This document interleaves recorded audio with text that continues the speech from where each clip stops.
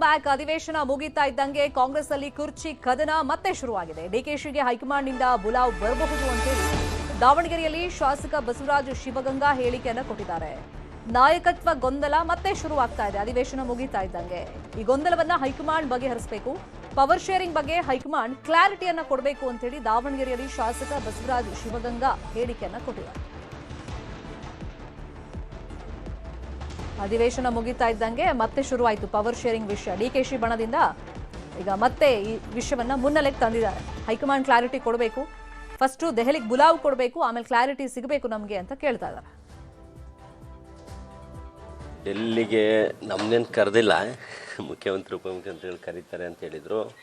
ಸೆಕೆಂಡಿಗೆ ಅಂತ ಹೇಳಿದ್ರು ಸದನ ಮುಂದುವರೆದ್ರಿಂದ ಮತ್ತೊಮ್ಮೆ ಡೇಟ್ ಕರಿಬೋದು ಅನ್ನೋದು ಕಾಯ್ತಾ ಇದ್ವಿ. ಅದು ಯಾವ ವಿಷಯ ಅನ್ನೋದು ಗೊತ್ತಿಲ್ಲ. ನಿಮ್ಮಲ್ಲಿ ಏನು ಮುಖ್ಯಮಂತ್ರಿ ಗೊಂದಲ ಇತ್ತು, ಹೇಳಿಕೆ ಕೊಡ್ತಾ ಇದ್ವಲ್ಲ, ಅದಕ್ಕೊಂದು ಇತ್ಯರ್ಥ ಆಡಬೇಕು ಹೈಕಮಾಂಡ್ ಅಂತ ನಾವೇನು ಪದೇ ಪದೇ ಹೇಳ್ತಾ ಇದ್ವಲ್ಲ, ಆ ವಿಷಯವಾಗಿರ್ಬೋದು ಅಂತ ನಮ್ಮ ಒಂದು ಅನಿಸಿಕೆ. ಅದು ಹೋದ್ಮೇಲೆ ಗೊತ್ತಾಗ್ತದೆ ಯಾವ ವಿಷಯ ಕರೆದ್ರು ಏನಾಗ್ತದೆ ಚರ್ಚೆ.